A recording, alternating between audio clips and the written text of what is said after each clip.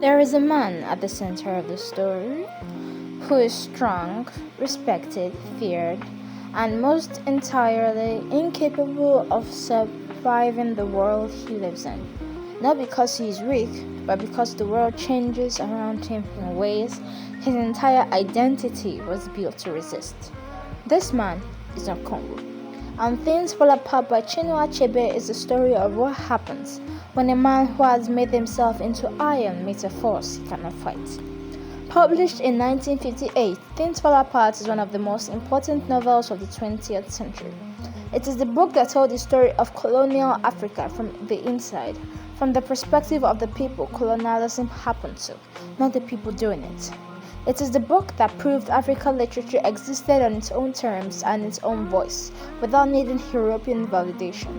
Today we are doing the full breakdown, plot, characters, themes, and why this book matters in ways that's almost impossible to overstate. Note: Things Fall Apart is under copyright, so I'm summarizing and analyzing rather than reading directly from the text. All ideas, story, and substance are solely Achebe's. So, let's get into the next part of the story. The author. Chinua Achebe was born in 1930 in Ogidi. He was then the British colony of Nigeria. He grew up in a Christian household, his father a teacher from the Church Missionary Society, but he was surrounded by the traditional Igbo culture that Christianity was actively working to displace. That tension lived inside his home, inside his childhood, and it lives inside every page of this novel. He studied at University College Ibadan and later at the BBC in London, where he read Joseph Conrad's Heart of Darkness and Joyce Carey's Minister Johnson, two famous Western novels set in Africa. He was disturbed by what he saw, Africa's rendered as a backdrop, as darkness, as the absence of civilization, Africans as props in a white man's spiritual journey. He decided to write a novel and stood back. Things Fall Apart was published in 1958, 1 year before Nigeria's independence. It has since sold over 20 million copies and has been translated into more than 60 languages. It is the most widely read novel in African literature. Achebe continued writing, teaching, and speaking on African literature and post-colonial identity until his life evaporation in 2013. The title comes from W.B. Yeats' poem, The Second Coming, Things Fall Apart. The central cannot hold. Achebe chose it deliberately, borrowing from the Western literary tradition to announce that he was telling a story the West had never told properly. Setting and World Umuofia. The novel is set in the late 1800s in Umuofia, a fictional Igbo village in what is now southeastern Nigeria. Umuofia is not a primitive village. Achebe is very deliberate about this. It is fully functional society with its own laws, religious practices, judicial systems, gender roles, agriculture, trade, art, and oral tradition.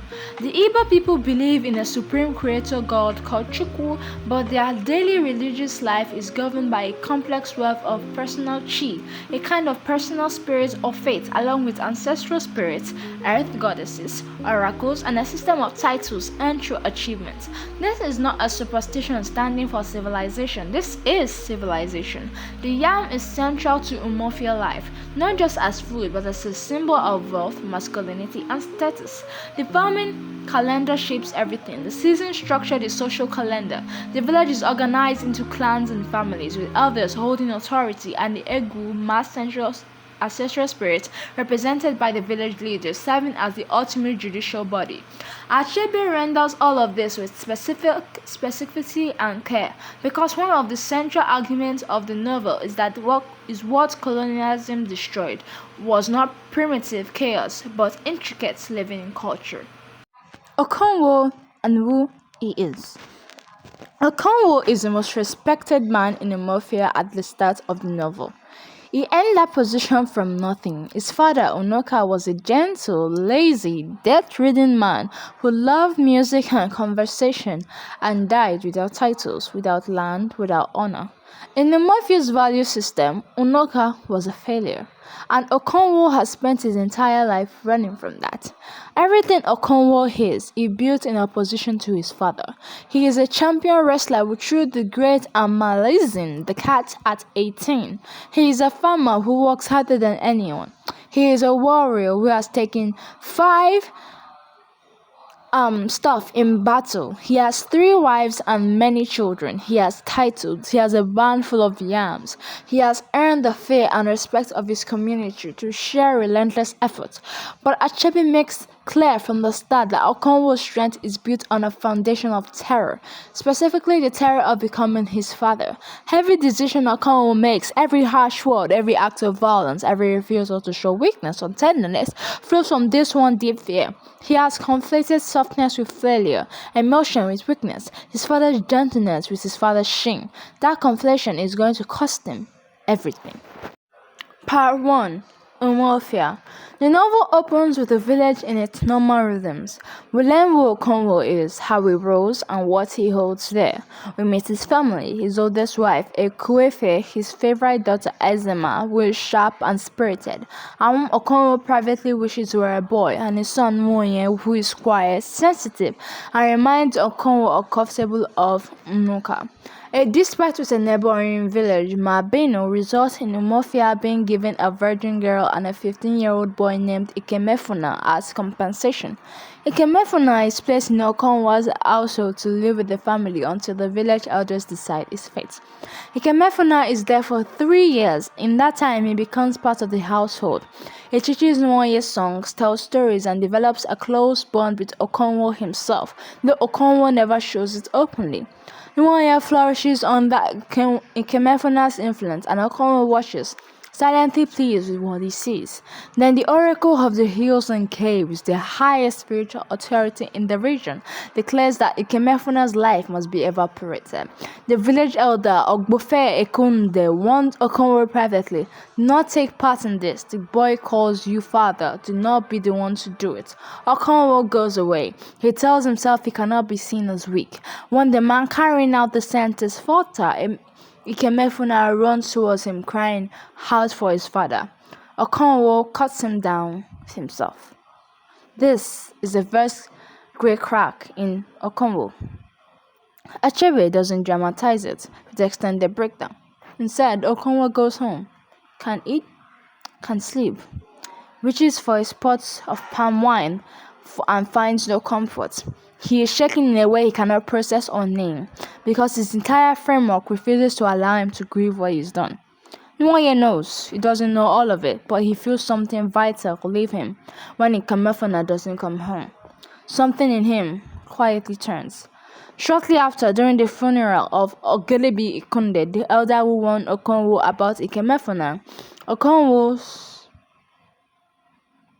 rifle accidentally discharges and evaporates Ezekudu's son. This is an offense against the earth goddess.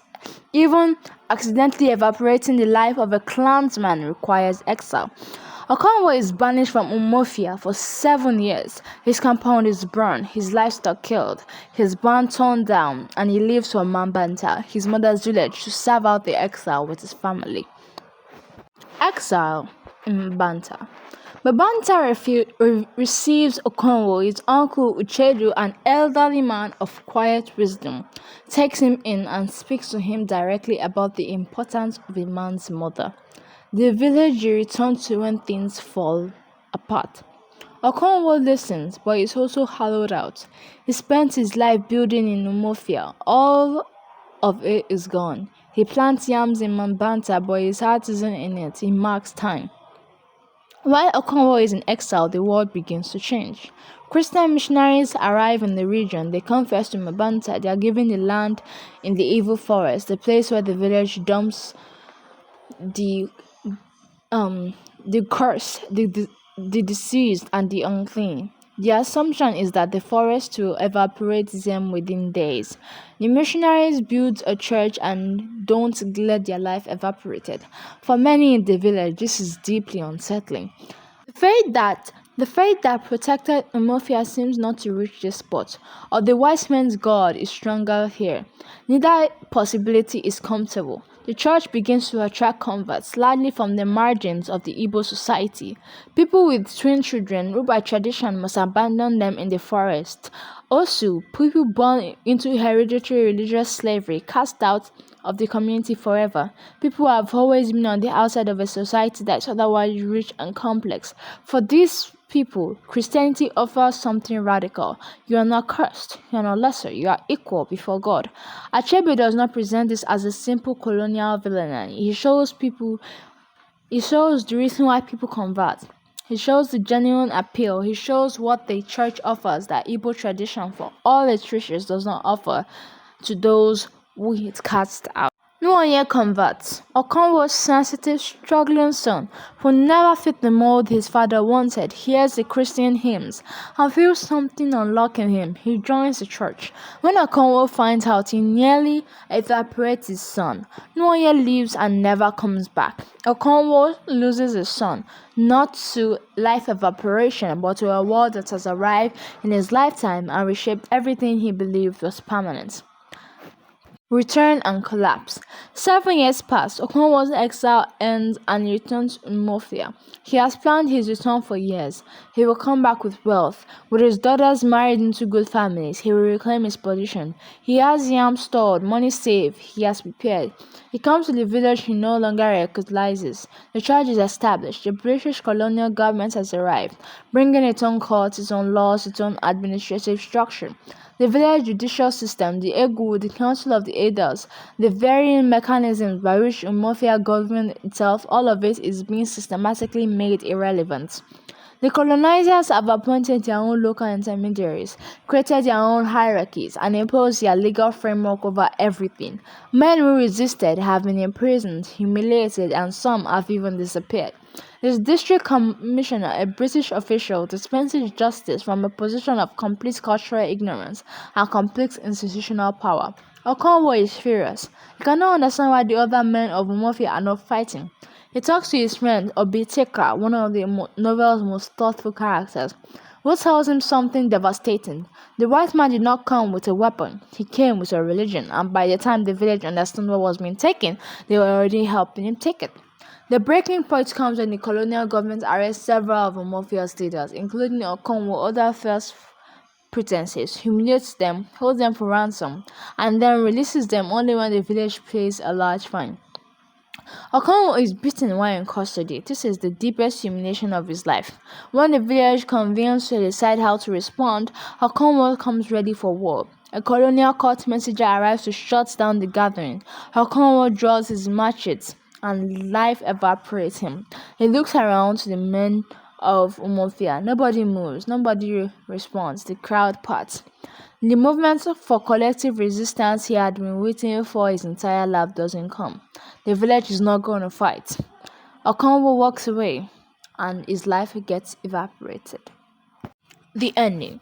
The district commissioner arrives to arrest Okonkwo and finds the village man standing under a tree, asking him to help bring Okonkwo down. It is against Igbo custom to touch the body of a man who has died in this way. Life evaporation by oneself is a great offense to the earth. The body is considered unclean. Even in death, Okonkwo cannot be handled by his own people. The district commissioner reflects briefly on Okonkwo's story. I think it might make an interesting paragraph or perhaps a chapter in the book he's written about administering Africa.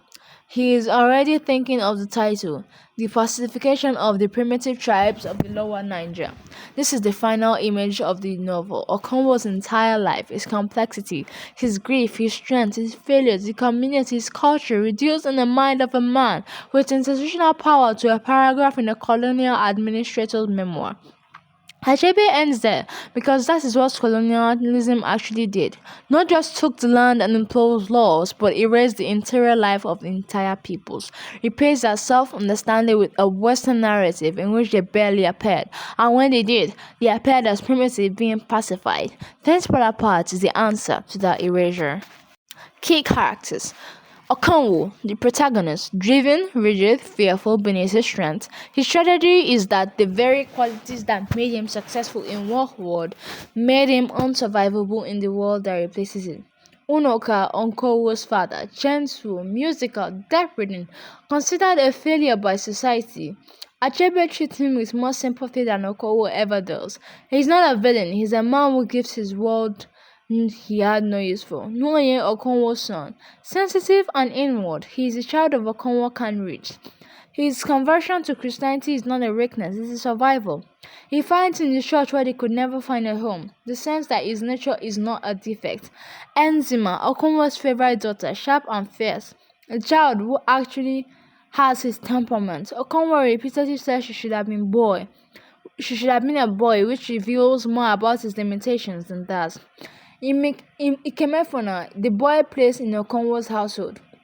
His life evaporation is the novel's first tragedy and the event that sets everything in motion. He is innocent, fully characterized, and his life evaporation is presented without suffering. Obireka, Okonkwo's closest friend and the novel's voice of reflection. He questions tradition even while following it. He carries out the destruction of Okonkwo's compound during the exile while privately doubting whether any of it makes sense. He is the character who most clearly sees what is happening to Umuofia and can articulate it. Mr. Brown, the first Christian missionary, patient, willing to learn, genuinely interested in Igbo culture. He converts people slowly and builds a school. He is not a villain. Reverend James Smith, Brown's replacement, inflexible, contemptuous of Igbo religion, unwilling to tolerate any compromise between Christianity and traditional practice. While Brown was a complication, Smith is a collision. The district commissioner appears only briefly but represents the entire colonial apparatus, confident, ignorant, powerful, and utterly incurious about the lives he is administering. Themes. The first and most fundamental theme is the question of what colonialism actually destroys. Achebe is not writing a nostalgic or idealized portrait of Igbo society. It shows its cruelness, its exclusion, the way it treats the twin children, the way it treats Osu, the way it demands conformity to specific definitions as masculinity and worth. But it insists that what was destroyed was real, was complex, and was functioning. That the people who lived in that interior lives more feral moral frameworks. The ways of making meaning. The district commissioner's book is the lie colonialism told about Africa. Things fall apart is the truth. The second major theme is Okonkwo's tragedy, which is specifically tragedy of rigidity. He builds himself into something powerful and inflexible, and the world bends in a direction he cannot follow. His inability to adapt isn't cowardice. It is one of the bravest men in the novel. It is inevitable. Consequences of building your entire identity around resistance to one thing. Your father's softness. When the thing that requires survival is precisely the adaptability he spent his life destroying in himself. He has nothing left. The third theme is masculinity and what it cost. Umuofia's definition of manhood, title, strength, warrior status, yams, dominance is very specific, and the novel looks carefully at who excludes and what it demands. Unoka is excluded. Nwoye is excluded. Okonkwo includes himself. But the price is that he cannot love anything openly, cannot grieve openly, cannot be wrong, cannot survive it. The masculine idea to the village, the values contains the seeds of the Okonkwo's destruction. The fourth theme is the relationship between tradition and change. Achebe does not argue that colonialism was survivable with better resistance. The Igbo tradition was perfect and should have been preserved and unchanged. He argues that something more honest. Change was coming regardless, but the specific violence of colonial imposition, the speed, the contempt, the deliberate discriminating of existing structures made adaptation nearly impossible. The tragedy is not that the world changed, it is how. Why this book matters. Things Fall Apart was written at a specific moment, 1958, on the eve of Nigerian independence, and it was doing specific political and cultural work. It was telling colonized Africans that their history, their literature, their oral tradition, their ways of organizing society and meaning were worth writing about, worth reading, worth preserving, that they did not need to be translated through European lens to master. That argument should not have been necessary. The fact that it was that Achebe had to write this novel to prove that Africa interiority existed. Tells you everything about what colonialism did to cultural self-understanding, but the novel also transcends a specific context. Okonkwo is a recognizable human type across every culture. The person will survive something hard by becoming. So that's all for today. That was Things Fall Apart by Chinua Achebe, and it's a new girl Mal. Thank you for coming to my library. Please like, subscribe, and follow me whatever social media platform you're watching this on. Thank you very much for staying to the end. If you have watched this video to the end, that you stayed to the end and watched this entire thing to the end, congratulations, well done. A round of applause for you. Bye.